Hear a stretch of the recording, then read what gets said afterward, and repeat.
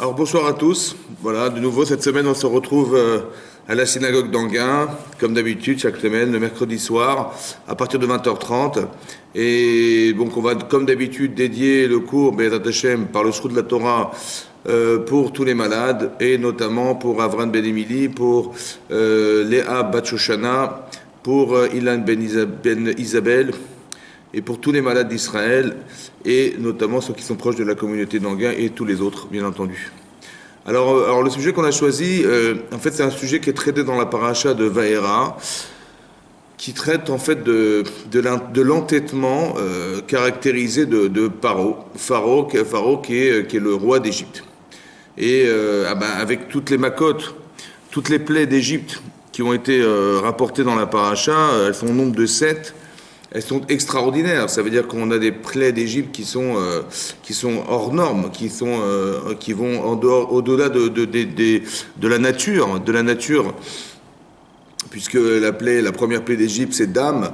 Dam, c'est le sang. Le sang, on a transformé carrément un des plus grands fleuves du monde, qui est le Nil, qui se trouve en Égypte, qui est carrément du sang. Ça veut dire que vous avez des milliers de kilomètres de rives qui longent le Nil, et il y a des poissons dans le Nil. On vit de la pêche grâce au Nil, on vit de l'agriculture grâce au Nil, puisqu'il ne pleut pas en Égypte.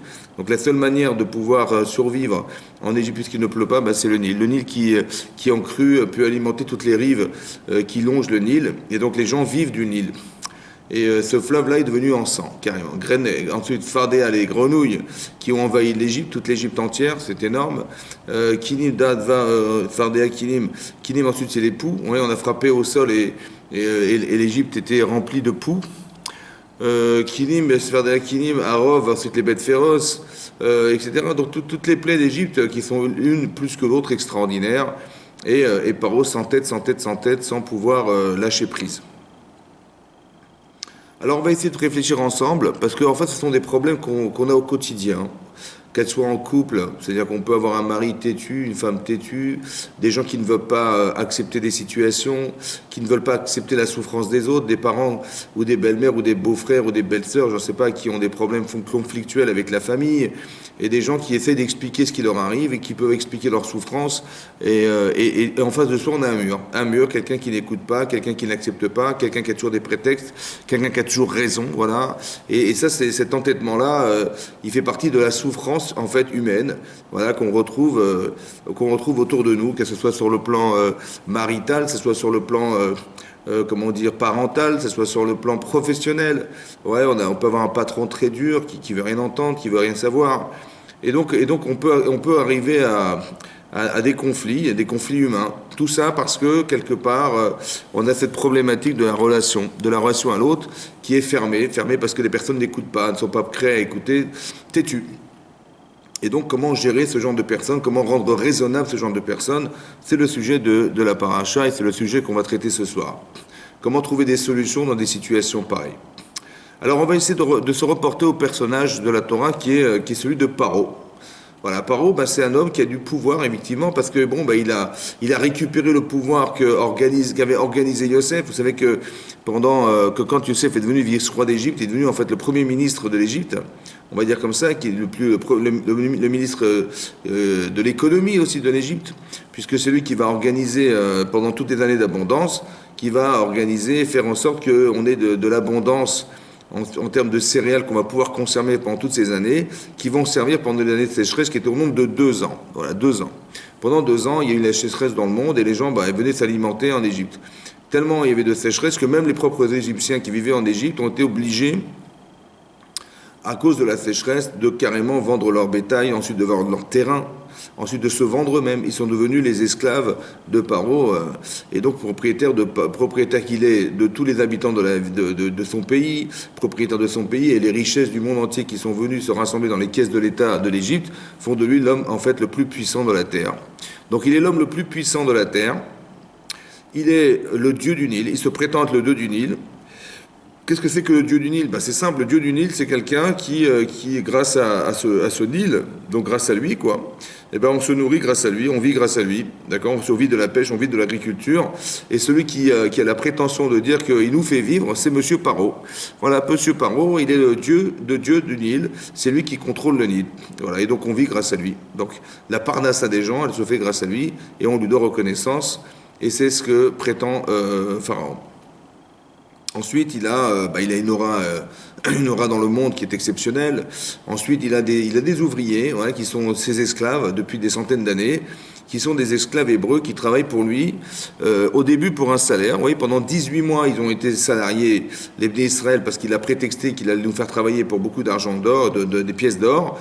Et lorsque on est arrivé au bout de 18 mois, comme ça dit le Midrash, qu'est-ce qu'il a fait Paro? Il a dit, bah, écoutez, dorénavant, vous allez travailler avec autant d'intensité, mais sans salaire. Et non seulement vous n'aurez pas de salaire, mais tout l'argent que vous avez récolté pendant ces 18 mois, vous avez été obligé de le rendre. Donc il n'avait plus rien. En fait, il n'avait plus rien. Et là, ils sont tombés dans une déchéance extrême. Les Hébreux de l'époque, ouais, on a créé en fait des camps de travail. Ouais, ce qu'on a pu constater pendant la guerre 39-45, où il y avait des camps de concentration, où on a mis des Juifs, on faisait travailler de force, en fait. Eh ben, on retrouve ce même phénomène dans la Torah, sous l'égide de Paro. C'est la même chose. Il a fait pareil que les nazis, ou les nazis ont fait comme lui, autant que la Gemara dans Sota explique qu'en fait, il a fait travailler les femmes à la place des hommes, comme ont fait les nazis.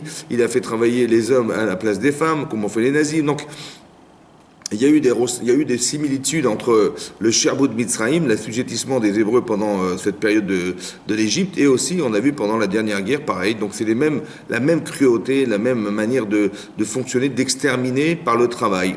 On a voulu les faire travailler et les exterminer de cette manière. Donc Paro, il est habitué à avoir des Hébreux, ça fait 200 ans qu'il y a des Hébreux en Égypte qui travaillent. Voilà, bah c'est comme ça.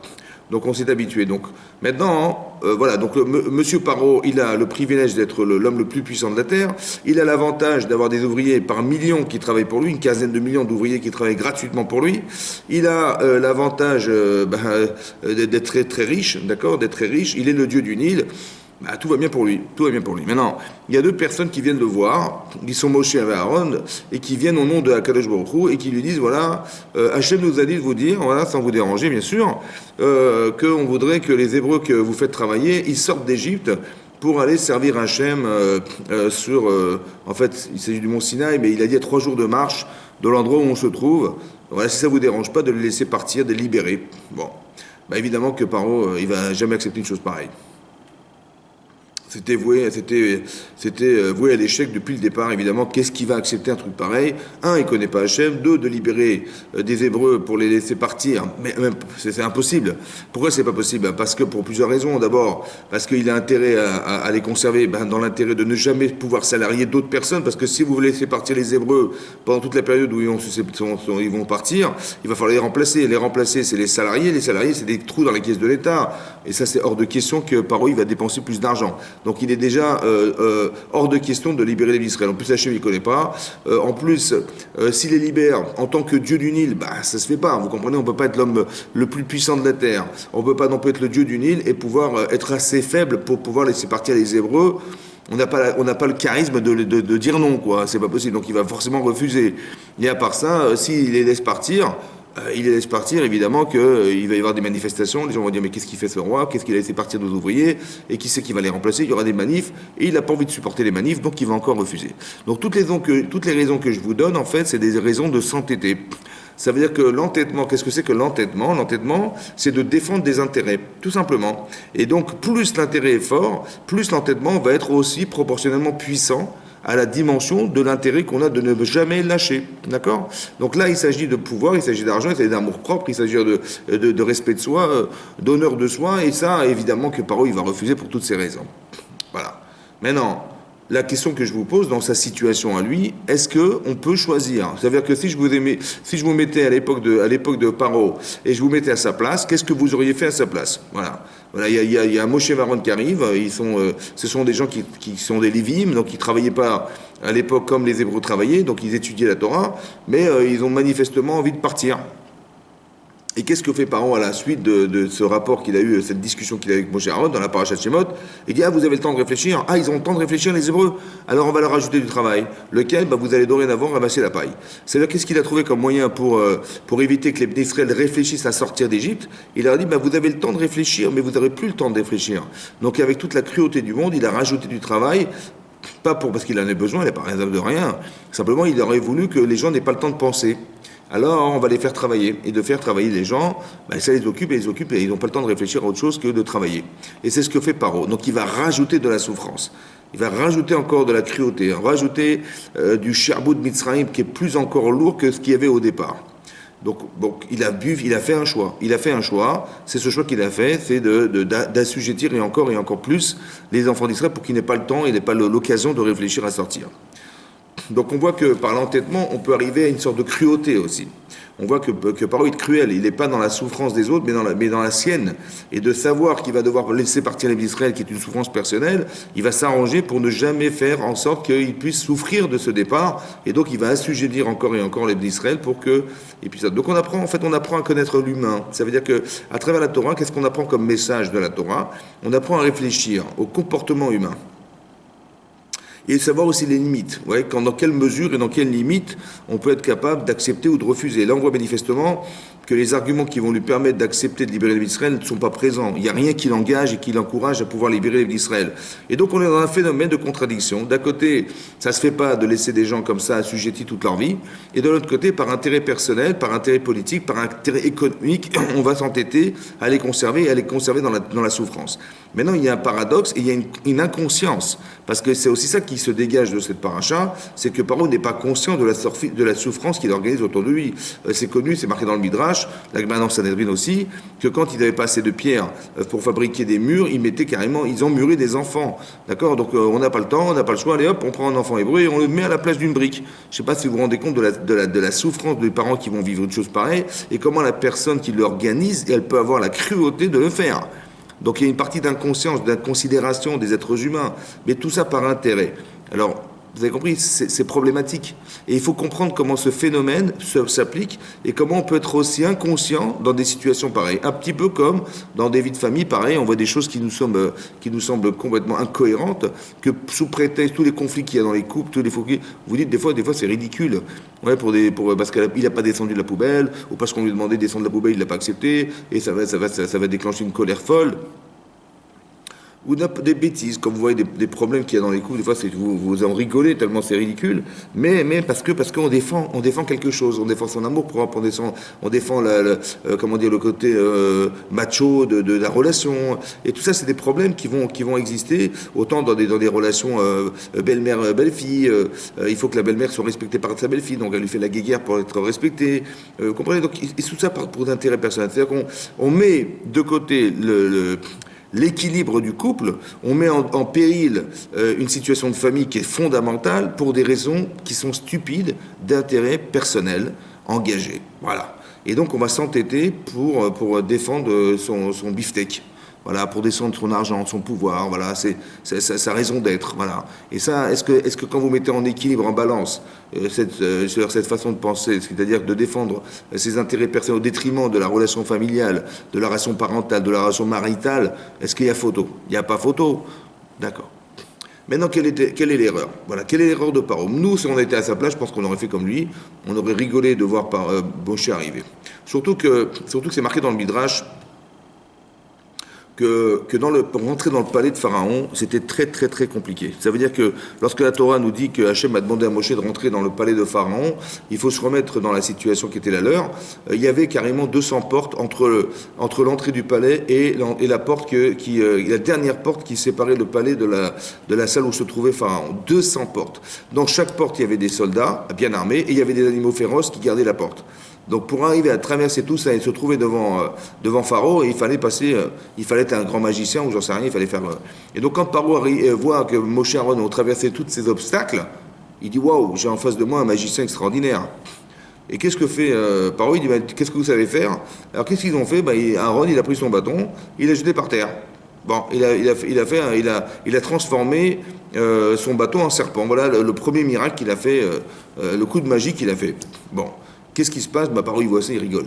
Il dit, mais attendez, ici, on est dans le monde de la sorcellerie, je vous rappelle. Hein. Donc ça veut dire qu'il en rigole, il appelle sa femme, il dit, tiens, chérie, viens, prends ton bâton, jette-le par terre et deviens serpent. Comment il faisait, en fait, à l'époque, comme ça explique Rashi. Il dit, Rashi se trouve dans la plaie de Shérim, dans la plaie de Kilim, pardon, des poux. Ouais. Là-bas, c'est Rashi dit qu'ils utilisaient en fait des Shélim, des démons. Ils savaient manipuler les démons qui se trouvaient dans la nature, dans les lois naturelles. Et pour faire qu'est-ce qui se passait? Il demandait à un démon d'aller dans la forêt, récupérer un serpent, le remplacer par le bâton, et à vue d'œil, on avait l'impression que le bâton était devenu serpent, alors qu'en fait, ça n'est pas du tout ce qui s'est passé, c'est qu'on a simplement remplacé. Mais ça va à une vitesse telle, la vitesse de la lumière, on va dire que ça va à une telle vitesse qu'on ne se rend même pas compte, on n'a même pas la capacité visuelle de voir que finalement, c'est un bâton qu'on a remplacé par un serpent, et pas que le bâton s'est transformé en serpent. Et donc il rigole, il dit voilà, il a demandé à sa femme, et elle va le remplacer. Et qu'est-ce qui se passe, dit la Torah, qu'en final, donc tous les sorciers ont fait la même chose, ils ont pris des bâtons, ils les ont jetés par terre, sont devenus des serpents. Et donc il a dit, il a montré que finalement c'était ridicule, ça paraissait aux yeux de Paro ridicule la proposition que font Aaron et Moshe. Mais qu'est-ce qui va se passer, bizarrement, c'est que les serpents redeviennent des bâtons, et que le bâton d'Aaron avale tous les bâtons. Voilà. C'est ce que l'Agma dans le Shabbat explique, qu'il y a eu un Nes Betor Nes, c'est-à-dire qu'il y a eu un miracle dans un miracle, que non seulement le serpent est redevenu bâton, mais que le bâton avalait les bâtons. Voilà. Et là, quand il a vu ça par haut, il a dit, ah, bizarre. Il a vu que finalement le bâton de tous les sorciers avait été avalé par le seul et unique bâton de Aaron à Cohen. Alors qu'est-ce que ça veut nous dire tout ça? Pourquoi nous raconter ces histoires? C'est pour nous dire en fait que quelque part Hachem, comment il procède. Il faut comprendre que si Hachem, il vient avec toute sa puissance, il fait par exemple la dernière plaie d'Égypte qui est Makat Bechorot, la plaie des premiers-nés, évidemment qu'il va succomber à tout ça et il n'aura pas le choix que de renvoyer les Bnei Israël. Mais Akadosh Baruch Hu, c'est pas ce qu'il essaye de faire. Il essaye de laisser la liberté à l'homme de faire un choix. Mais alors comment ça se passe? Il faut qu'il ait l'impression au départ qu'il peut gagner. Ça va? Quand il voit Moshe arriver avec Aaron et qu'ils ont fait un petit coup de sorcellerie qui a l'air enfantin, ça lui donne des forces à lui, ça lui donne du pouvoir, ça lui donne des capacités à se dire, ben ça, je vais un jour gagner, d'accord? Je vais un jour gagner, et ça lui donne des forces. Mais après, quand il va se rendre compte qu'au final, son bâton a été avalé tous les bâtons ont été avalés par celui d'Aaron, ça fait un choc. Donc il dit, je vais gagner, j'ai perdu, mais je vais gagner. Vous avez compris? Comme j'ai gagné, entre guillemets, au départ, en voyant que j'étais capable, moi aussi, de faire que mon bâton devienne serpent, je sais qu'on peut être dans l'équivalence de faire quelque chose comme Moshe et Aaron sont capables de faire. Mais après, finalement, il s'est avéré que le bâton d'Aaron a avalé tous les bâtons. Donc là, il aurait dû se dire, voilà, ils sont plus forts que moi, là. Non, c'est pas ce qu'il va dire. Il va pas penser qu'ils sont plus forts que moi. Il va penser, je les ai battus, entre guillemets, on va recommencer l'opération et vous verrez qu'on va retrouver, on va être capable aussi de gagner comme on a en fait gagné la première fois. Voilà. Donc c'est un système en fait. Vous comprenez, c'est un peu comme quelqu'un qui va jouer au loto. Hein. Il va dire non mais moi je joue jamais au loto. Hein. C'est des jeux de stupides. On a une chance sur je sais pas combien de millions de gagner, mais personne ne peut gagner. Et qu'est-ce que fait monsieur? Il joue une fois, deux fois, trois fois et puis un jour il gagne. Bon, il gagne et là, pop, virus.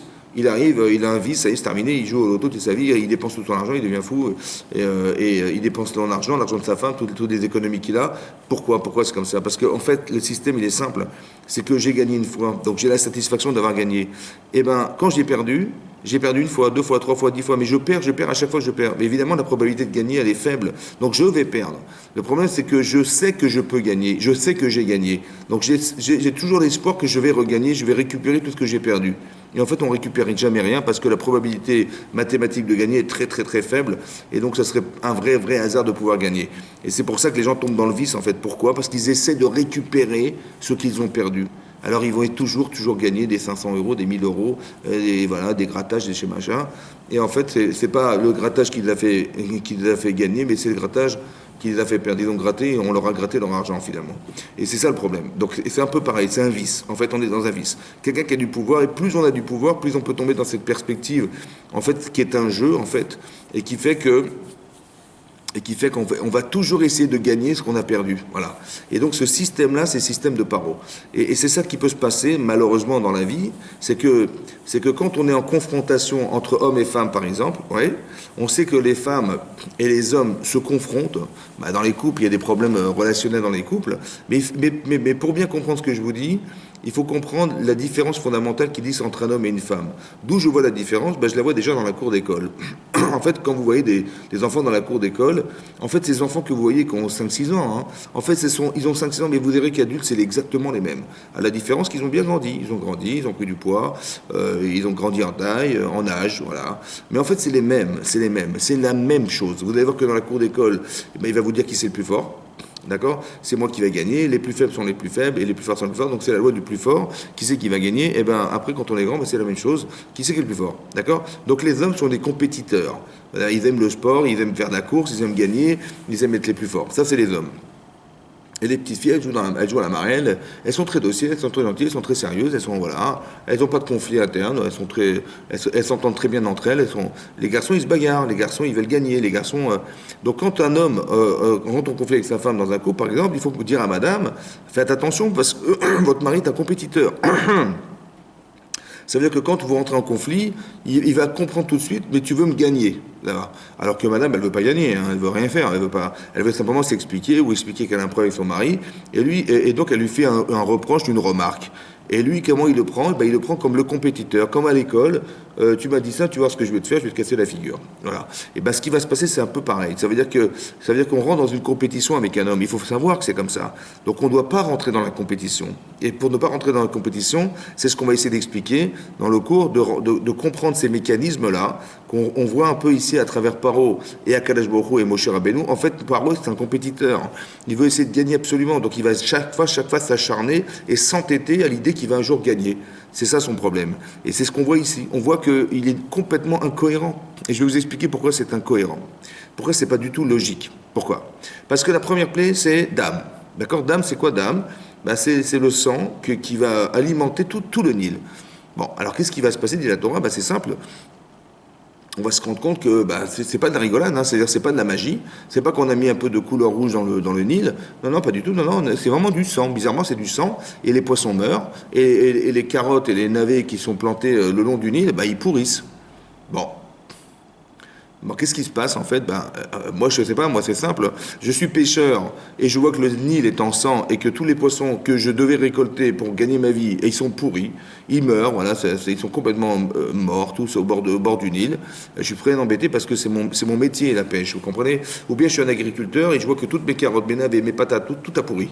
Voilà, donc je peux plus rien vendre, je suis très embêté, je suis en crise et donc je vais aller voir le propriétaire du Nil qui est le dieu du Nil. Donc je vais aller voir Pharaon. Et je vais voir Pharaon, je dis bonjour monsieur Pharaon, oui, écoutez j'ai un petit problème, juste un petit problème, un petit dysfonctionnement dans les tuyaux là-bas du robinet du Nil, donc vous êtes le plombier du Nil, hein, c'est plus que vous êtes le du Nil, vous allez nous remettre de l'eau. D'accord? Voilà, là, on avait de l'eau qui est transformée en sang, c'est ça, vous allez, puisque c'est vous le dieu du Nil, vous allez nous remettre de l'eau dans le Nil. D'accord? C'est-à-dire retransformer le sang en eau, c'est ce que j'espère. Et qu'est-ce qu'il va faire? Dit la Torah, il va dire, mais non, mais attendez, vous inquiétez pas, on est aussi capable de transformer. Comment ça, vous êtes capable? Oui, regardez, il a été chercher de l'eau en dehors du Nil, dans les sources d'eau souterraines qui étaient à proximité, il a récupéré, et ces sorciers, ils ont été capables de transformer l'eau en sang. Chazak ou Baruch. Juste que c'est pas ça que je vous ai demandé, monsieur le Pharaon. Je vous ai juste demandé l'inverse. Je vous ai demandé de transformer le sang en eau. Voilà, pas l'eau en sang, mais le sang en eau. Et là, il est incapable de faire une chose pareille. Qu'est-ce que veut Hachem? Alors, il y a deux façons de comprendre. Soit je le comprends en disant, bon, allez, c'est bon, ça va, j'ai compris, écoutez, j'ai été démasqué. Donc j'ai été démasqué, donc je ne suis pas le dieu du Nil. Et donc, n'étant pas le dieu du Nil, je n'ai pas à défendre d'être le dieu du Nil, parce que je ne suis pas le dieu du Nil, voilà, vous l'avez tous vu. Alors, je suis démasqué, donc je n'ai pas à gagner, je n'ai pas d'amour propre vis-à-vis de ce rapport à vous. Alors, je vais reconnaître que finalement, si vous me demandez de libérer d'Israël, je ne peux pas prétexter que, étant le dieu du Nil, c'est une fragilité pour moi de le faire, parce que je n'ai pas envie d'accepter et que ça me rende fragile, parce que comment le dieu du Nil, il va renvoyer les d'Israël? Il n'est pas si faible que ça. Alors maintenant que j'ai été démasqué, donc je n'ai pas à défendre cette relation avec moi-même, alors je vais libérer les d'Israël. Et on voit qu'il s'entête. Il s'entête pourquoi? Il s'entête parce que soit il a gagné une fois, et donc il veut gagner encore, soit tu m'as fait ce coup-là, tu m'as fait la honte, tu m'as fait la honte, Hachem, tu m'as fait la honte devant tout le monde, là, que tu m'as démasqué, tu vas voir, je vais me venger. Et j'ai de la rancune, voilà. Et donc on va plus faire appel à l'intellect de Paro, on va faire appel à ses midotes. Ça veut dire à ses défauts. À ses défauts. Maintenant, quand tu vois ça, bon, quelqu'un de cohérent, normal, il va dire, écoute, c'est bon, j'ai un Dieu puissant, surpuissant devant moi, on n'a pas, nous, été capable. La preuve, c'est que moi-même qui suis soi-disant le Dieu du Nil, j'ai pas été capable. Il n'a pas été capable de remettre de l'eau dans le Nil. Il n'a pas été capable de se débarrasser des grenouilles, puisque dans la Torah, clairement, c'est marqué, il a demandé à Moshe et à Aaron, dites à votre Dieu de nous débarrasser des grenouilles. Donc même ces sorciers ne sont pas capables de nous débarrasser des grenouilles. Quand il y a eu un maca de Kinim, l'époux, ils ont dit Etzba Elokimi, ça veut dire ça c'est le Dieu, ça c'est impossible. Rachid expliquait que les fameux démons qu'on a, ils sont capables de transporter de la matière, mais pas de la poussière, c'est trop petit. Donc ils ont dit ça c'est pas de la magie, ça c'est Etzba Elokimhi, ça c'est le doigt de Dieu, le sorcier idolâtre qui utilise des forces négatives qui existent dans la nature, il est capable de vous dire, vous savez, c'est pas nous, ça c'est divin, ça. Hein. C'est Elohim, c'est Dieu, le Dieu dont on parle là, dont nous ont parlé ces gens-là, Moshe et Aaron, c'est lui qui a fait ça. C'est le doigt de Dieu, ça. A fortiori, les autres makot, donc Dam, Sfardea, Kilim, Arov, les bêtes féroces, Barad, la grêle, je sais pas, toutes les plaies, de Arbé, les sauterelles, etc. Fortiori, que on voit bien qu'on est dans l'incapacité à gérer ce genre de choses. D'accord? Donc, finalement, qu'est-ce qui se passe? En fait, on se rend compte que c'est impossible de gérer ça. Et c'était impossible de le réaliser. Il n'y a que Dieu qui peut faire ça. Donc, ça devrait être suffisant.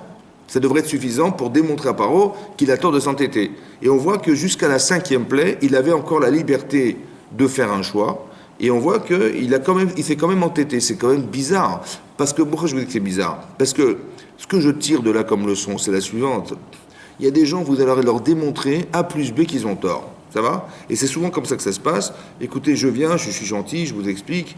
Voilà, il y a un problème. Je sais pas, je vais dire, quelqu'un va dire à son épouse ou à son mari, il va dire, écoute, mon chéri, ma chérie, il y a un problème conflictuel entre nous, mais bon, c'est lié à quoi même? T'as un problème d'amour propre, ou tu ne sais pas te gérer, ou j'ai l'impression que tu m'aimes pas, ou je sais pas quoi. Et le type, il va se vexer, d'accord? Il va se vexer. Après, il dit, bon, ben, tu vois bien que, regarde, je te donne des exemples dans la vie de tous les jours où j'ai l'impression que tu m'aimes pas, voilà, que tu réagis pas dans ça. Et qu'est-ce qu'il va faire le type? Il va dire, oui, tu as raison, hein. Tu as raison, ma chérie, tu as raison, mon chéri, mais je m'en fiche. Voilà, c'est comme ça. Vous avez compris? Voilà. Donc on voit bien que quand on présente la vérité aux gens, c'est pas forcément efficace. Ça veut dire que là, vous vous rendez compte qu'Hachem, il démontre A plus B qu'il est le plus puissant de tous les dieux, puisque aucun sorcier n'est capable de faire ça depuis le départ. Depuis la première plaie d'Égypte, il est incapable de transformer le Nil qui est en sang en eau. Impossible. Et donc, a fortiori, toutes les autres plaies, on voit qu'il est dans l'incapacité. Donc, je présente une vérité devant Pharaon qui lui démontre qu'il a tort de croire que, soi-disant, ses dieux et ses puissances naturelles elles vont pouvoir le sauver. Et finalement, il tient tête quand bien même. Vous avez compris? C'est ça que je voulais vous expliquer. Donc, on n'est pas... Des fois, ça ne suffit pas de pouvoir le démontrer intellectuellement. Je vais te dire la vérité. Je vais te démontrer A plus B que tu as tort. Et on voit que quand bien même, ça ne fonctionne pas. Vous avez compris? Parce que l'entêtement, il est au-delà de ces principes.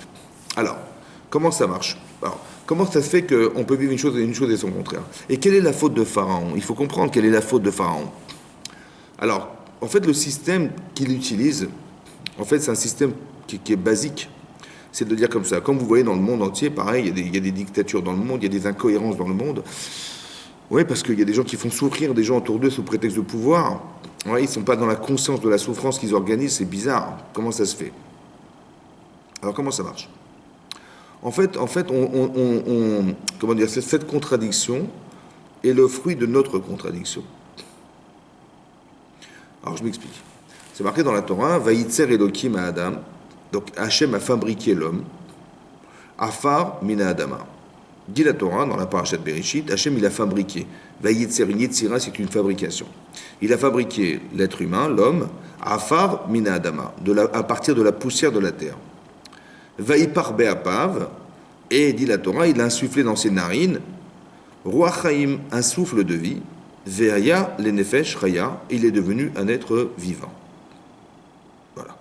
Donc il a fabriqué un homme à partir de la terre, donc il a fabriqué le corps de l'être humain à partir de la terre, et il a insufflé Ruach Elokim, un souffle divin à l'intérieur de ce corps qui a fait de lui un être vivant. Voilà ce que dit la Torah.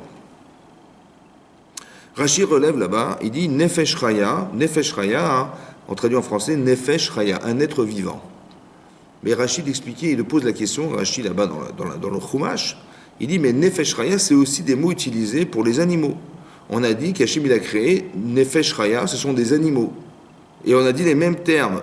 Le même terme qu'on a utilisé pour la création de l'homme, la fabrication de l'homme, on a aussi dit dans la fabrication des animaux. On les appelle Nefesh Raya, des êtres vivants. C'est bizarre, on aurait dû quand même plus distinguer, faire la différence entre un animal et un être humain.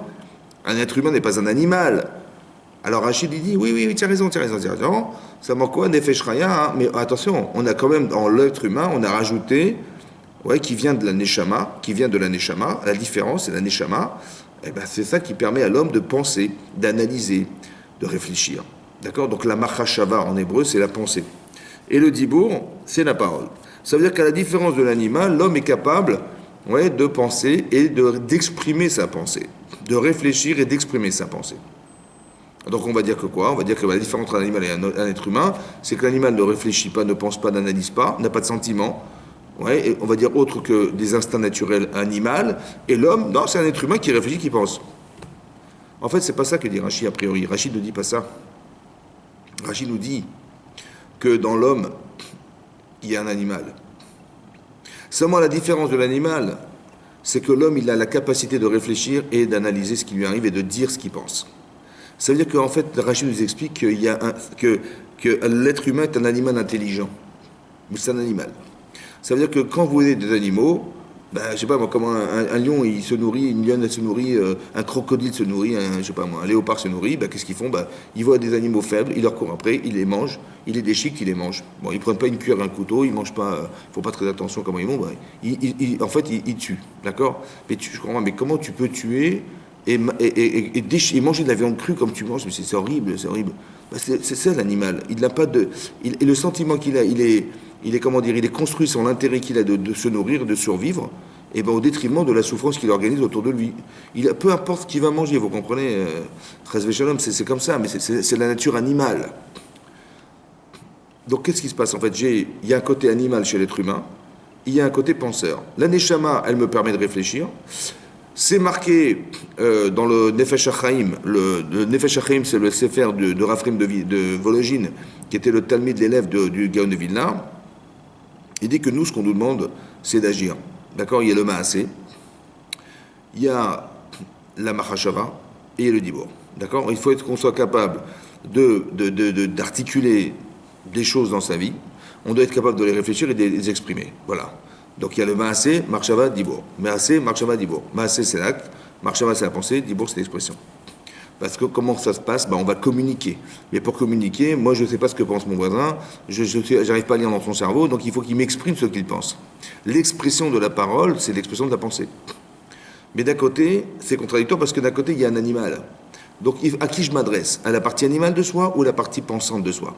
La neshama et le corps. En fait, ce qui se passe, c'est que ce sont deux êtres antinomiques. Ça veut dire qu'on porte en nous une contradiction incroyable, c'est que nous avons quelque part dans soi quelque chose qui s'appelle le corps humain.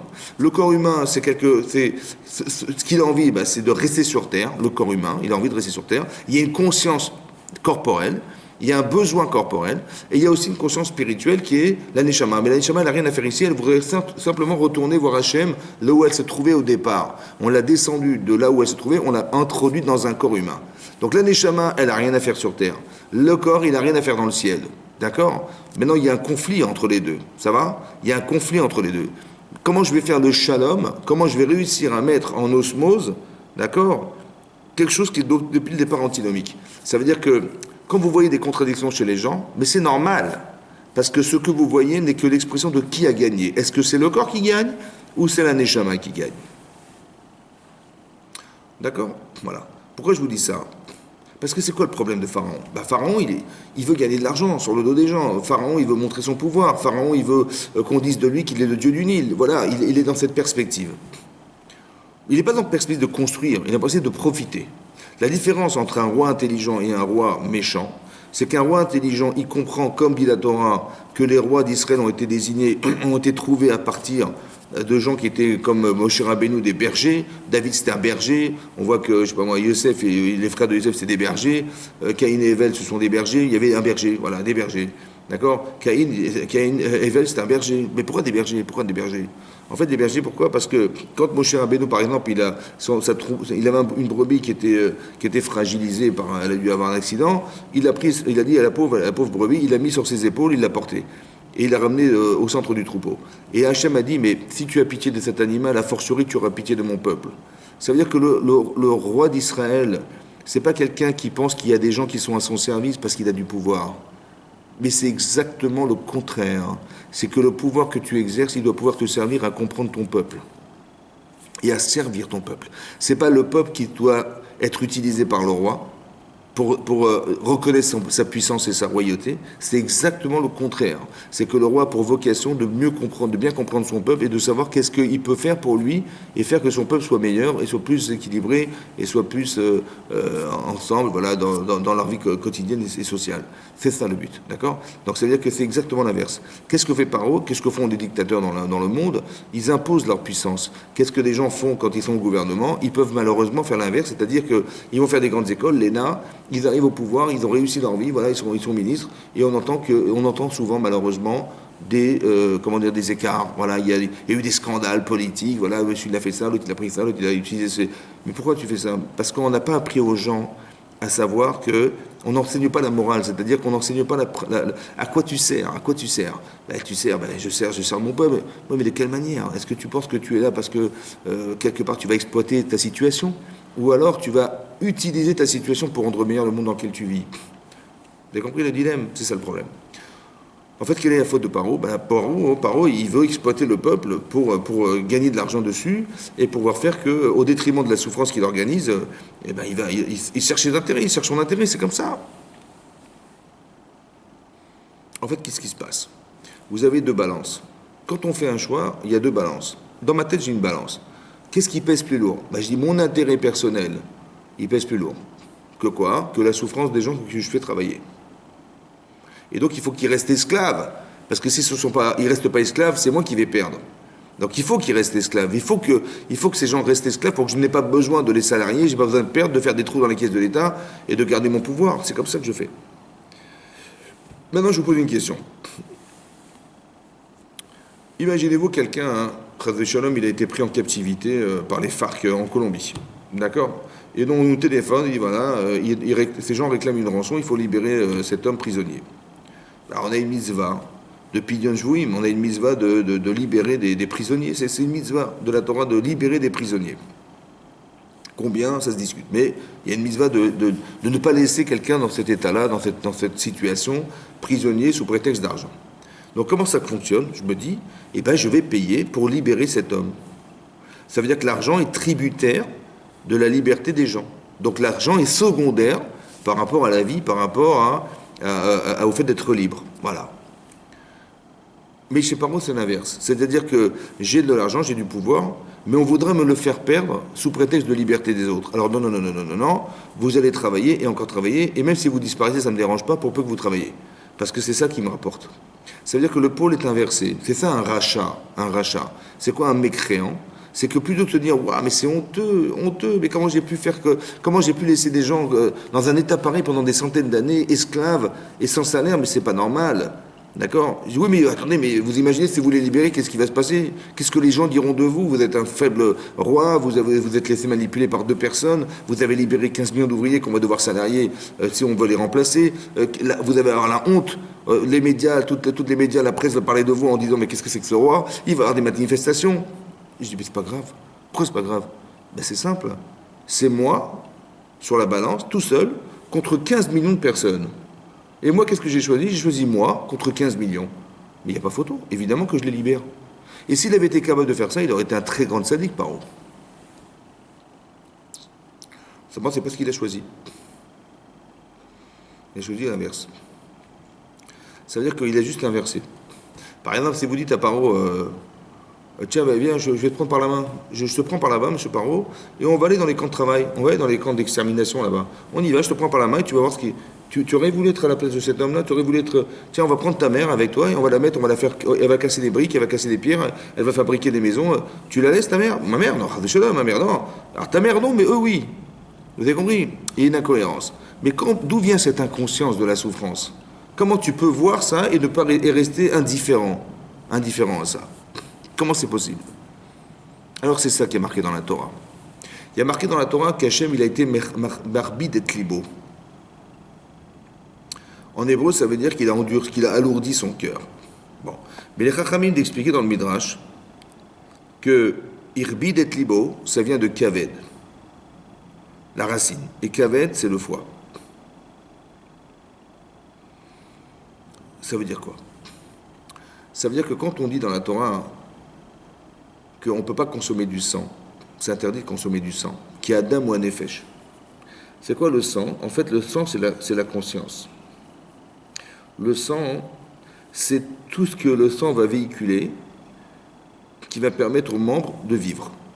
Parce que si on nous fait un garrot, ouais, par exemple, on empêche le sang de passer, autant que des gens qui ont eu des caillots de sang dans des artères, elles ont bouché des artères du cerveau, par exemple, ça paralyse la personne. Pourquoi ça la paralyse? Parce que le message que le cerveau voudrait renvoyer à travers le sang ne passe plus. D'accord? Donc, le membre se dépérit, il se dessèche, et carrément, ça l'anesthésie. Si quelqu'un lui fait un garrot et ça lui bloque le sang, il va toucher son bras, il ne le sent plus, son bras. Donc, on est passé du sang au kaved. C'est-à-dire quoi, kaved? C'est que le sang et le kaved, c'est quoi le foie? Le foie, c'est la concentration du sang. Comme si qu'on avait voulu dire, qu'est-ce que fait un Kadosh Baruch Hu? Le sang, il le rend kaved. Le sang, il le rend foie. Ça veut dire qu'il a coagulé, fait coaguler le sang. Il n'y a plus de sensibilité. On a rendu insensible. Ça s'appelle de l'inconscience. C'est ça qu'Hachem a fait. Hachem, il n'a pas enlevé la liberté de choix. Il a enlevé la sensibilité. C'est différent. Je m'explique. Hachem, pourquoi il envoie des macotes? Pourquoi Hachem, il envoie des plaies? Pourquoi des fois, il nous arrive des choses difficiles à vivre? Pourquoi Hachem nous fait souffrir? À quoi sert la souffrance? C'est vrai, c'est bizarre.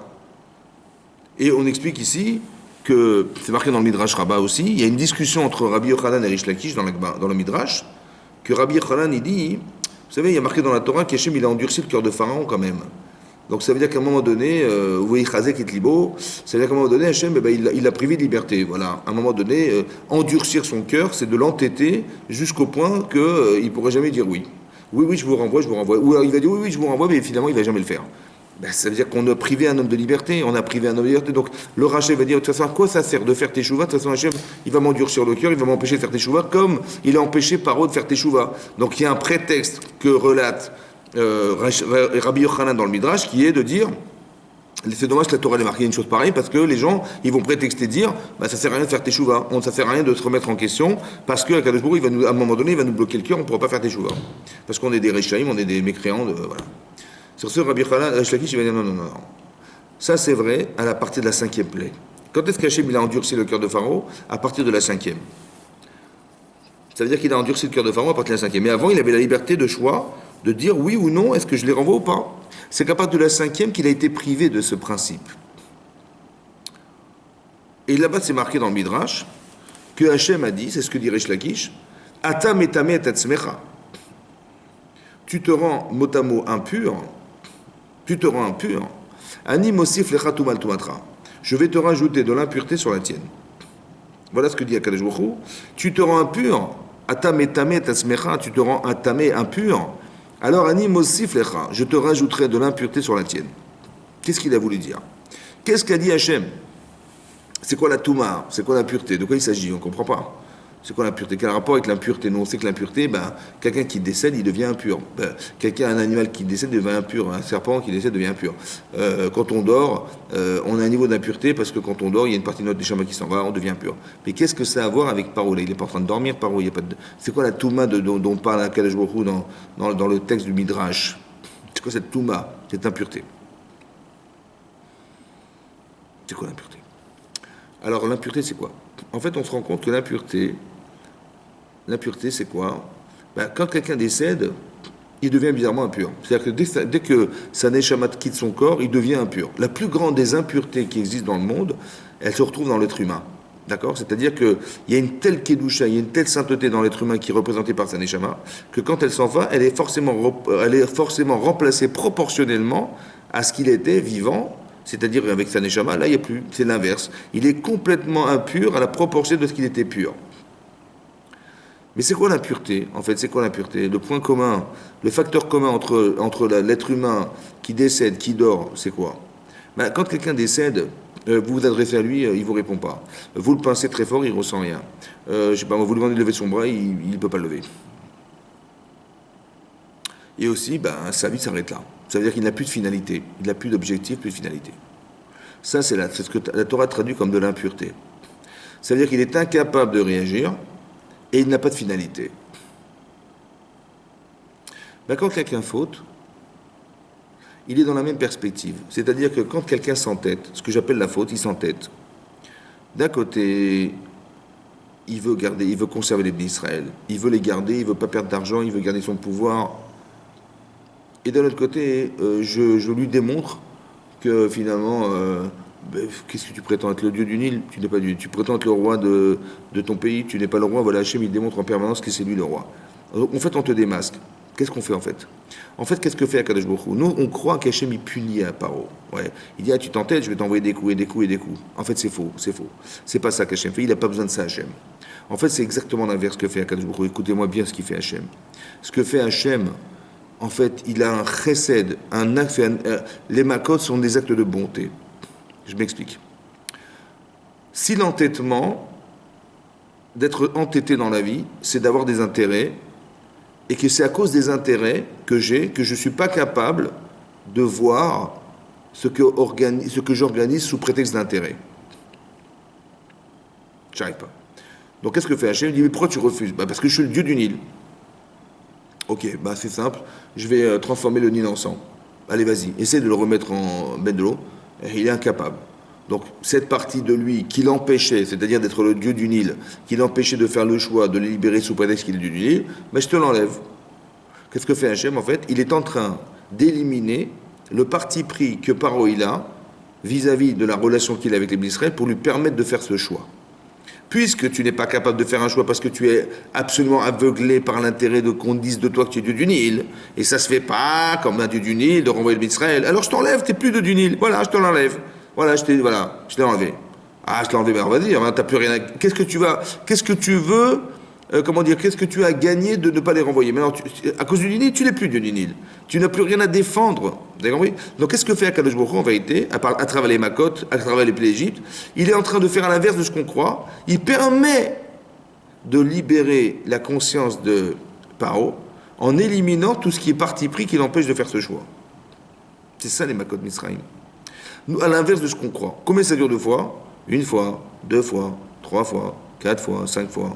Après, Hachem dit, tu t'entêtes, alors je te prive, mais je ne te prive pas de liberté. La preuve, c'est que quand vous allez voir dans les Makot, à un moment donné, ils vont dire, oui, c'est vous qui êtes les tzadikim, mais moi je suis le rachat. Mais comment tu peux dire ça, puisque tu penses que c'est toi le tzadik? Ouais, tu as raison, c'est juste ce que tu fais, n'est-ce pas? C'est juste, tu as raison de les conserver esclaves, tu as raison de les assujettir, tu as raison, tu penses que tu es dans le bien, tu penses que tu as raison de le faire. C'est raisonnable ce que tu fais. Après, il dit non, on est des rachats, nous on est les mécréants, c'est vous les tzadikim.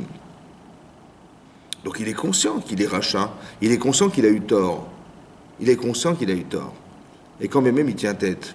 Il a conscience. Donc, c'est vrai qu'Hachem, il ne l'a pas privé de liberté. Le Rav Eliyahu Lopian, qui était le mashguer de Kfar Hasidim, il explique que Hachem, il n'a pas enlevé la liberté de choix de Paro. En fait, qu'est-ce qu'il a fait, Hachem? Il a fait qu'à partir de la 5e Makkah, la 5e plaie, tout ce qui pouvait permettre à Paro de libérer les intérêts qu'il avait, s'en débarrasser pour réfléchir et penser qu'il avait tort de les conserver esclaves, ça, il l'a anesthésié. Vous avez compris? Ça veut dire que Irbid et Libo, rendre son sang du foie. C'est-à-dire que il peut plus réagir, il ressent pas. Comme si que il avait mal. Hein. Est-ce qu'il a eu mal? Ça aurait dû le faire réfléchir. En fait, on a tapé le corps de l'homme. Ouais. Et ça, cette partie de soi qui a été frappée par les événements, puisque j'ai envie de penser que j'ai raison. Et là, j'ai plus envie parce que j'ai mal. Alors quand j'ai plus envie, ça va libérer ma conscience et me rendre compte que maintenant, ça va m'éclairer. Mais je suis bête ou quoi? Mais bien sûr que tu as raison, évidemment. Vous avez compris? C'est ce qu'espère Hachem. Mais à un moment donné, quand il voit que l'homme s'entête et qu'il ne fera pas de chouva vraiment, alors il va l'anesthésier. C'est-à-dire qu'il va avoir mal, mais finalement, ça ne va pas le faire réagir. Il va garder quand bien même ça. Regardez la preuve.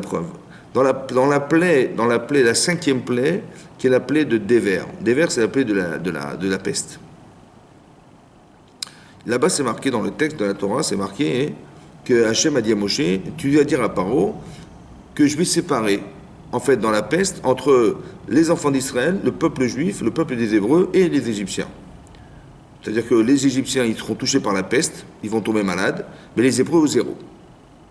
Qu'est-ce que fait Moshe? Donc il envoie la peste en Égypte, et par où il va vérifier, il va Ishlach. Il a envoyé des gens pour vérifier effectivement s'il y avait des Hébreux qui avaient été touchés. Et il constate qu'aucun Hébreu n'est touché. Ça veut dire qu'il y a une épidémie, en Égypte. Tu peux éviter les grenouilles, tu peux éviter de boire de l'eau du Nil, tu peux éviter les bêtes féroces, mais tu peux pas éviter les microbes. Donc c'est impossible. Et il va constater que quoi? Eh ben, on peut pas passer entre les microbes, c'est pas possible. Une épidémie, ça peut pas s'éviter. Et quand bien même, il voit que les Hébreux, aucun Hébreu n'est malade, Et ça le rend malade. Et là, je sais pas moi, quand je vois ça, je me dis, bah écoutez, c'est impossible. Donc Dieu, il a raison, c'est lui le Dieu du Nil, c'est lui le Dieu de la terre, c'est lui le Dieu de la terre. Eh ben non, paradoxalement, il va dire, ah c'est comme ça, eh ben je veux pas.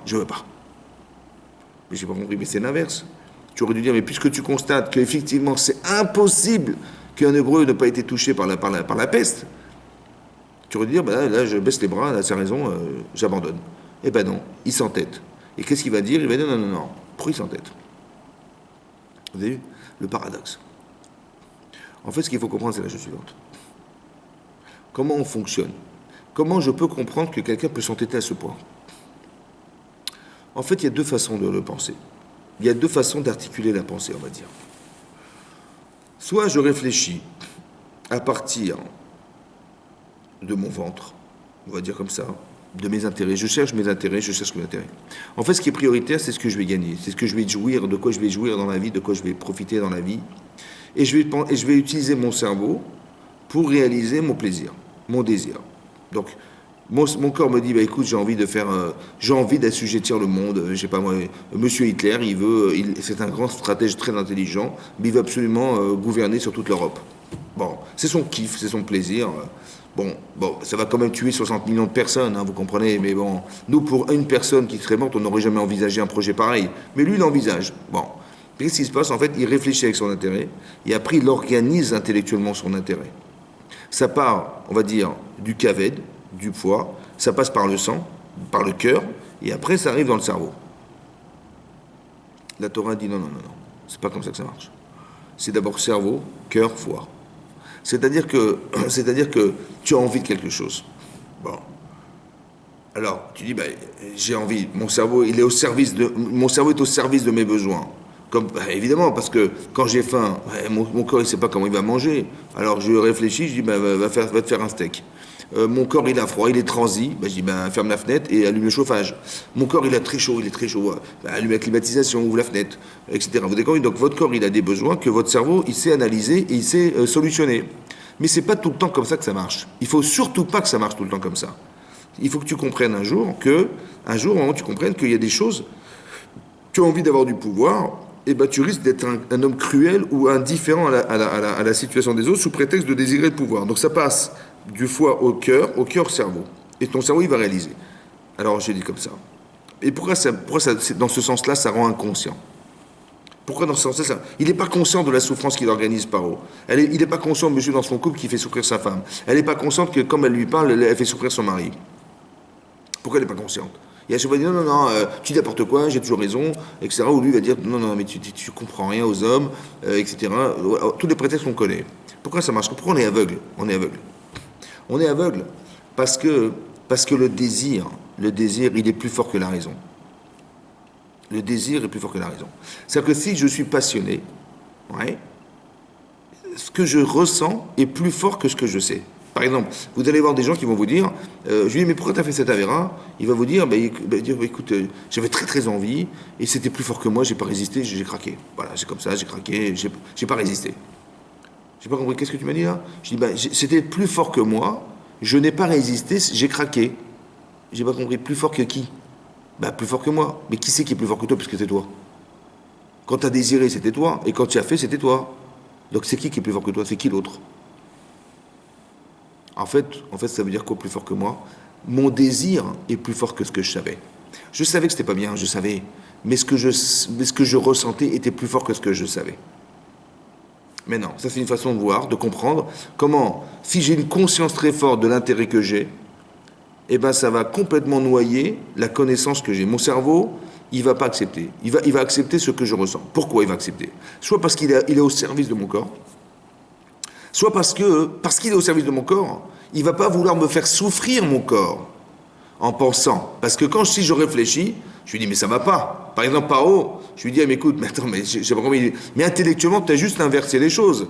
Que normalement, pour de l'argent, tu les rends esclaves, mais c'est honteux.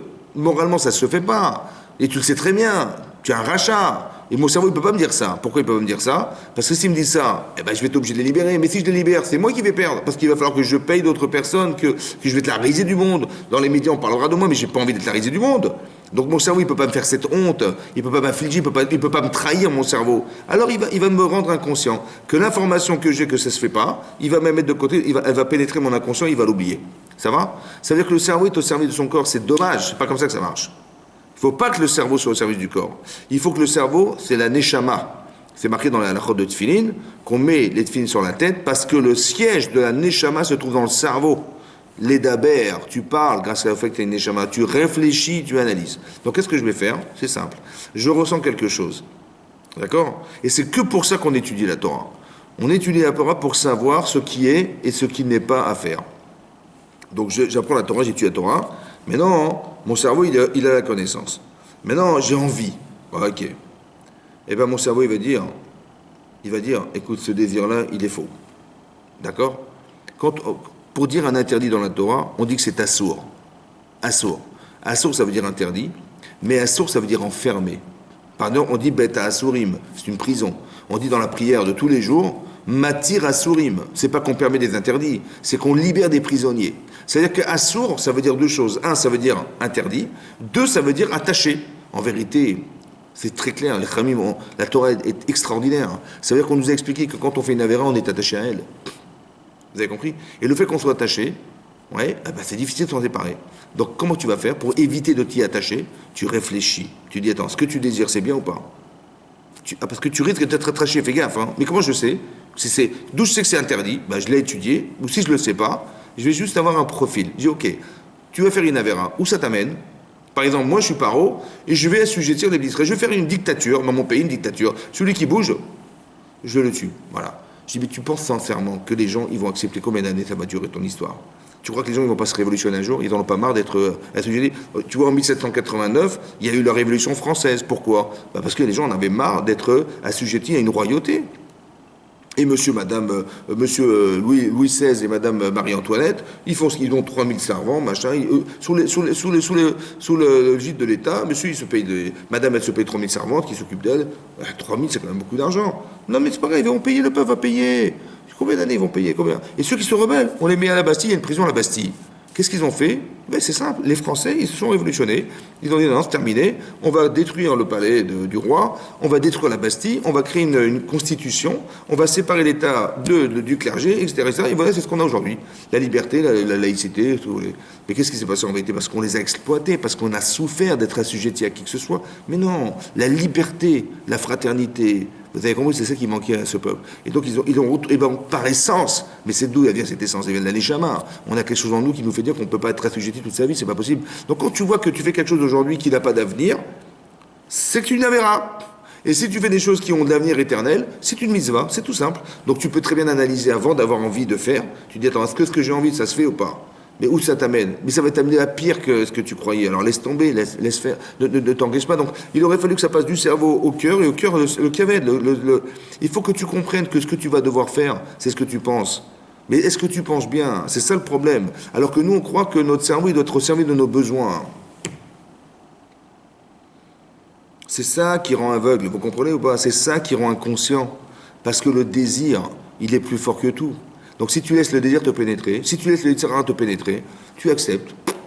C'est ça qui est marqué dans le texte de la Torah. Dans la parashat Bereshit, Hachem il a dit à Caïn, fais attention, hein, parce que si tu as de la rancune vis-à-vis de ton frère parce que j'ai accepté son korban et toi je l'ai refusé, attention, la pétach khatat rovetz, la pétach à la porte, le khatat, la faute, elle est tapis.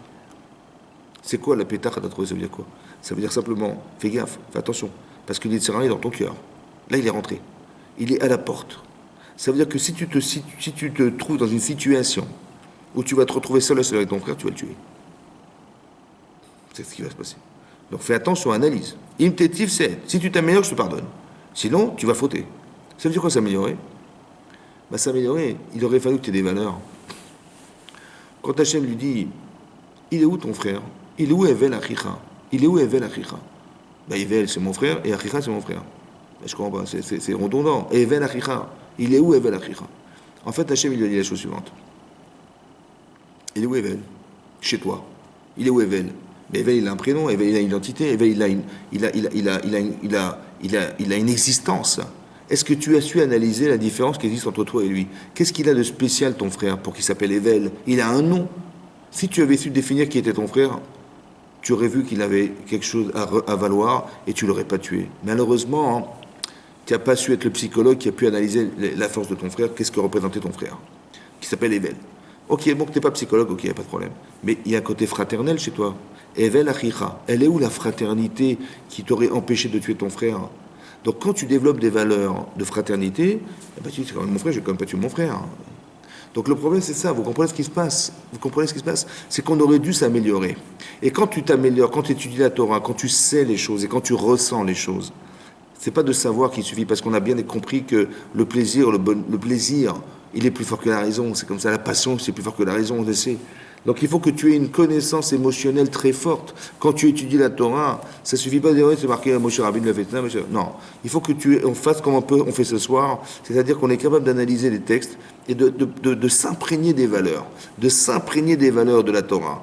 Voilà, les valeurs de la Torah. Et quand tu mets des mots dans la Torah et tu mets des valeurs que tu ressens, alors tu peux te battre contre un sentiment. Il n'y a qu'un sentiment qui va repousser un sentiment. J'ai envie de faire une avera, chas v'shalom, j'ai le sentiment interne qui va pouvoir me permettre. C'est ce qu'on appelle le Yetzeratov et le Yetzerara. Donc si tu ne nourris pas ton Yetzeratov, c'est impossible que tu tombes pas dans le piège du Yetzerara. Et qu'est-ce qui va se passer? Eh ben, tu vas dire, je peux pas, je suis pas libre. En fait, ta liberté, elle s'est concentrée dans ton désir, malheureusement. Et tu n'as pas eu la force d'analyse pour te rendre compte que ces désirs, en fait, ils te trompent.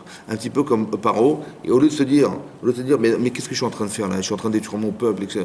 En fait, ce qui se passe, ce qui explique le Rav Strassman, quand il a vu que les Bnei Israël, en fait, c'est un paradoxe, mais c'est comme ça, malheureusement, il a vu que les Bnei Israël ne tombaient pas sous la plaie de la lèpre, de la peste, pardon, et que les Égyptiens étaient tous touchés par la peste. C'est là qu'il s'est entêté. Pourquoi il s'est entêté à ce moment-là? Au contraire, il aurait dû baisser les bras. Pourquoi il s'est entêté à ce moment-là? Vous savez pourquoi? Parce qu'il sait qu'on va lui reprocher. On va lui reprocher d'avaler. Dis donc, les Égyptiens vont dire, mais qu'est-ce que c'est que ce roi-là? Voilà, il aurait dû accepter depuis longtemps, parce que s'il avait accepté depuis longtemps de libérer Israël, on ne serait pas dans cet état-là. L'Égypte est en train de se détruire, et c'est de sa faute, parce qu'il s'entête, monsieur. Alors qu'est-ce qu'il va faire? Il dit, puisqu'en fait tu vas me condamner, alors il faut que j'aille jusqu'au bout pour arriver à te prouver que je vais gagner. Vous avez compris l'entêtement, comment ça marche? C'est exactement la même chose en couple. C'est exactement la même chose dans le rapport professionnel. C'est pareil, tu veux me battre, tu vas voir que je vais réussir. Et c'est ça le problème, c'est que en fait il y a une partie animale et une partie intellectuelle chez l'homme. La partie animale, il ne faut pas qu'elle prime sur la partie rationnelle intellectuelle. Il faut que je sois capable de raisonner, de réfléchir. C'est ça l'être humain. Sinon on est des animaux. C'est ça que dit Rashi. Il y a une partie animale et une partie intelligente chez l'homme. Il ne faut surtout pas être un animal intelligent. Il faut être un être humain, c'est-à-dire d'utiliser son corps au service de la moralité qui est derrière. Mais pas de faire de lui un animal intelligent qui va faire que je vais, comme un animal qui est capable de tuer, ouais, ben moi je vais vous le faire, mais de façon très très intelligente, très programmée, très bien réfléchie, un vrai stratège, voilà. Mais ça c'est assourd, c'est très grave ça, vous avez compris? Les gens ne sont pas à notre service. C'est ça qu'il faut comprendre. C'est ça le partage. C'est ça la qualité d'Abraham Yitzhak Yaakov. Donc, ce qu'on apprend ici, c'est comment j'arrive à faire que quelqu'un qui est têtu en face de moi, il va pouvoir se libérer de son endettement. Je pense qu'il faut respecter la personne. Il faut lui montrer qu'elle a de la valeur.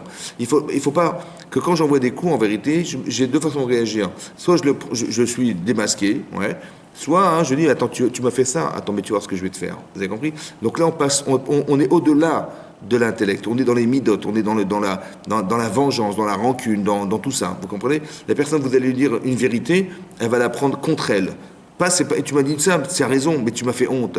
Tu m'as pas respecté en me disant ça. Et ça, tu vas voir, je vais me venger, je vais avoir de la rancune vis-à-vis de toi, je vais te haïr. Sous prétexte de vérité, ce qui est extraordinairement fou. Hein. C'est-à-dire que la personne, elle va s'entêter, alors qu'est-ce que je dois faire? En fait, je dois lui dire qu'il existe. Je dois lui dire il est vrai. Je dois lui dire que je suis heureux et je suis heureuse avec elle. Je vais lui montrer combien je la respecte, la personne. Et quand je respecte la personne, elle est capable d'entendre. C'est-à-dire comme si je disais à son corps, je veux surtout pas que ton corps il soit contre moi et contre toi. Alors qu'est-ce qu'on fait? Je dis, je te fais du kavod. Je te respecte. Tu es l'homme le plus fantastique du monde. Je suis très heureux, je suis très heureux avec toi. Tu es la femme la plus extraordinaire. J'ai cherché, mais j'ai jamais trouvé comme toi. Tu es extraordinaire. C'est juste dommage. Quoi, dommage. Juste dommage que ce petit point-là nous dérange et fasse que. Je dis, mais bien sûr, bien sûr. Bien sûr qu'on va changer, bien sûr que je vais changer. Vous avez compris que quand il faut savoir utiliser ce que vous avez comme force pour aller contre des phénomènes qui sont des lois naturelles, qui sont des lois naturelles chez les êtres humains, qui articulent notre façon de réagir. Il faut juste pas oublier que nous sommes des animaux et que nous avons un cerveau. Et c'est cette opposition-là qui dérange. À qui tu parles? Si tu parles à la partie animale, t'es foutu. Si tu parles à la partie... tu respectes la partie qui est problématique, qui est la partie animale de l'homme, tu la respectes, alors la personne, elle se libère. Et quand elle se libère, elle peut accepter de réfléchir à ce que tu dis, et réfléchir à ce que tu dis, ça va finalement éliminer tous les soucis qu'on pourrait avoir, tous les entre nous qui font qu'on a une vie difficile. Comme ici, pareil, vous avez compris? Ce que fait Hachem, en vérité, on envoie les macotes, il envoie les macotes parce qu'il est tellement têtu, Paro, que ça sert à rien de discuter. Donc en fait, il faut frapper. Il faut frapper dans le sens où, pas chasvé shalom frapper, mais en frappant, en rendant le nez dans le sang, il n'a pas touché son corps. Il n'a jamais touché le corps de Paro. Il a simplement montré et démontré que ça sert à rien de défendre quoi que ce soit. Tu n'as rien à défendre ici. Et c'est dommage que tu veuilles défendre des intérêts personnels au détriment de la souffrance que tu vois autour de toi. Parce que ces gens n'ont rien à faire en esclavage. Et c'est ça qu'Hachem essaie de démontrer. Donc en fait, en envoyant les macotes, au fur et à mesure, il élimine l'intérêt. Parce que au début, il est le dieu du Nil et il l'est plus. Après, il est le roi de ce pays. Et de plus en plus, on élimine la faculté qu'il a de gouverner dans ce pays. Parce que à chaque fois, Dam Sfardéa, Kinim, il y a des plaintes autour de lui, etc. Donc il est de moins en moins le roi d'Égypte. Et son pays se détruit. Jusqu'où il va se détruire? Jusqu'où tu vas détruire? Jusqu'où tu vas détruire plutôt que de baisser les bras et de dire non, maintenant il va s'entêter jusqu'à la mort. Un petit peu comme Korach, qui jusqu'au bout, il va s'entêter contre Moshe Rabbeinu. Jusqu'à quand? Mais qu'est-ce qu'ils disent? Ils disent, c'est ça mon chéri, soit tu as raison, tu seras le Kohen Gadol, soit la terre va s'ouvrir sous toi et tu vas mourir. Bon, un type normal, il va dire, écoutez, bon, ça va, on peut blaguer, c'est bon, ça va, on peut blaguer. Mais évidemment, je veux pas être roi, je veux pas le Kohen Gadol. Le Kohen Gadol, c'est bien sûr, évidemment. J'ai peur de mourir, donc je vais dire, mais évidemment, c'est le Kohen Gadol, c'est Aaron Cohen. Mais bon, attendez, vos chéris, vous fâchez pas, on peut rigoler dans la vie, ça va, c'est pas grave. Eh ben non, Paro, il Korach comme Paro, il va s'entêter jusqu'au bout, il va mourir, parce qu'il est certain qu'il a raison. C'est que non seulement il ne reconnaît pas son erreur, mais en plus il est sûr et certain que c'est Moshe qui s'est trompé. Vous avez compris le paradoxe? C'est un truc de malade. Pourquoi c'est comme ça? Parce que le désir, il est tellement fort qu'il transforme le cerveau. Il utilise le cerveau au service de ses besoins personnels, et on peut être, des gens complètement incohérents, c'est pour ça qu'il faut être lucide. C'est pour ça qu'il faut s'entourer de gens qui vous voient, qui vous concernent et qui puissent vous aider à nous sortir des problématiques comme ça. Mais pour ça, il faut être humble. Regardez un peu, c'est extraordinaire. Hein. Regardez, on a deux personnages essentiels dans la paracha, dans la Torah ici. On a Moshe Rabbeinu d'un côté et on a Paro de l'autre. Paro, il veut rien céder. Il veut rien céder. Il veut le pouvoir. Il veut jusqu'au bout, on lui massacre son pays. Il ne cède pas. Têtu comme une mule qu'il est. Et de l'autre côté, on a Moshe Rabbeinu, à qui on propose une chose extraordinaire. On dit, écoute, c'est toi qui as été désigné pour aller sauver les Israël. C'est noble. Tu vas les sortir de l'esclavage. Et lui dit non, vous savez, je ne sais pas parler, choisissez, je ne sais pas parler. Commencez à parler. Ils ne vont pas me croire. Hein, ils vont pas me croire. Il dit prends ton bâton et il dit non, mais vous savez, je sais pas, qu'avait la chance, vous savez, je bégaye, je vais me présenter devant parole, mais je vais être ridicule. Non, après il dit bon, alors quoi? Alors voilà, c'est moi qui fais parler des gens, c'est moi qui rends aveugle, c'est moi qui rends voyant, c'est moi qui dit Hachem. Il dit bon, écoute, chez l'Arnatishlar, envoie qui t'habite, envoie Aaron. Ça veut dire que Moshe Rabbeinu, il refuse le kavod. C'est un truc de fou, quoi. On lui propose une mise fantastique de sauver l'Israël. Il dit non, il y a toujours mieux que moi. Comment ça mieux toi? Mais c'est toi que j'ai choisi. Non, mais mon frère, mon frère Aaron, il a 3 ans de plus que moi. Et mon frère Aaron, il est prophète comme moi. Pourquoi tu prends pas mon frère? Vous avez compris ce que je veux dire? C'est exactement des extrêmes incroyables. Vous avez Paro, qui est un orgueilleux de fou furieux et qui va absolument assujettir et écraser toute la terre entière pour rester dans son pouvoir. Et vous avez un homme qui, au contraire, il refuse le kavod, il dit mais j'ai mon frère qui est plus âgé que moi et je vais le frustrer, le pauvre, il va se vexer, je lui prends sa place. Vous avez compris la différence extraordinaire entre les deux? L'un, il a de l'humilité et l'autre, il a de l'orgueil. L'un, il travaille sur ses midotes et l'autre, il ne travaille pas sur ses midotes. L'un, il réfléchit avant d'envisager qu'il est... Bien sûr que c'est tentant de sauver les Israéliens. Vous imaginez s'il sort d'Égypte, mais toutes les misotes qu'ils vont faire jusqu'à la fin des temps, c'est pour lui. Il dit non, non, n'est pas moi, envoyez mon frère. Mais c'est extraordinaire ce qu'il a. Il dit mais il est mieux que moi, mon frère, puis j'ai pas envie de le vexer. Mais de quoi tu parles là? Mais on te propose une mitzvah. Hachem, il te dit, vas-y, sauve-les. Et si tu as, toi, le privilège de le faire, toutes les mitzvot qui vont être engendrées par la libération des enfants d'Israël après la Torah, ce sera pour toi. Et tu envoies ton frère. Je dis, bah oui, j'envoie mon frère. Parce qu'il va se vexer, mon frère. Mais vous avez rendu compte, on est dans des... Regardez le travail extraordinaire que fait Moshe Rabbeinu sur lui-même, jusqu'au point d'envoyer son frère pour ne pas le vexer. Et regardez ce que fait Paro, qu'il est prêt à massacrer le peuple juif pour ne pas perdre du pouvoir. Voilà. Ben ça, c'est très important qu'on puisse l'entendre et qu'on puisse apprendre de là, de la moralité et d'apprendre de la Torah qu'on peut être victime des situations qu'on a créées soi-même, et parce qu'on les crée, parce qu'on a des besoins qu'on n'arrive pas à assouvir, et on peut s'entêter à mort. Alors ce qu'il faut faire, ben, il faut être humble. L'humilité faisant, quand on dit Oev et Tatochachot, il faut aimer les reproches. Pourquoi il faut aimer les reproches? Parce que tu seras toujours mieux quand tu te seras reproché ou tu auras entendu des gens qui te diront ça va pas, et tu t'en débarrasses de ce problème, que de garder en faisant croire que tout va bien, et que finalement, parce que tu as été vexé, monsieur ou madame a été vexé, qu'on lui dise un petit reproche, et par amour propre, on va s'entêter. C'est dommage. Je pense qu'on est toujours plus cohérent quand on se débarrasse de ce qui nous empêche de penser, que de conserver des erreurs ou des mauvaises midotes, et qui vont rendre la vie amère à soi et aux autres. Voilà. Alors Oev et Tatochachot, il faut aimer les reproches, parce qu'on sait qu'on sera toujours meilleur quand ça sera corrigé. On sera toujours meilleur. Moi, je sais pas, j'ai une chemise qui est sale, et je vais pas cacher la tache derrière ma veste. Et je dis, non, mais j'ai pas de tache. Mais où t'as pas de tache? Mais non, mais tu la vois la tache, il n'y a pas de tache. Et j'ai compris, mais t'as une tache énorme dans le cerveau, mon vieux, tu te comportes mal, quand tu vas garder cette saleté? Ben, quand ma chemise est sale, j'ai l'intelligence de la sortir, de la mettre à la machine à laver. Ben, c'est pareil, quand tu es intelligent, tu te dis, je vais me débarrasser de tous les problèmes, les complexes que j'ai, et je vais réfléchir comment éviter la haine, la jalousie, la rancune, pour que ma vie soit meilleure avec les gens qui m'entourent. Débarrasse-toi de tout ça. Arrête de t'entêter, ne défends pas tes intérêts personnels, sois intelligent. Ta femme, elle souffre, mais t'es bête. Ton mari souffre, mais t'es bête. Qu'est-ce que tu défends, quoi? Des intérêts personnels pour la...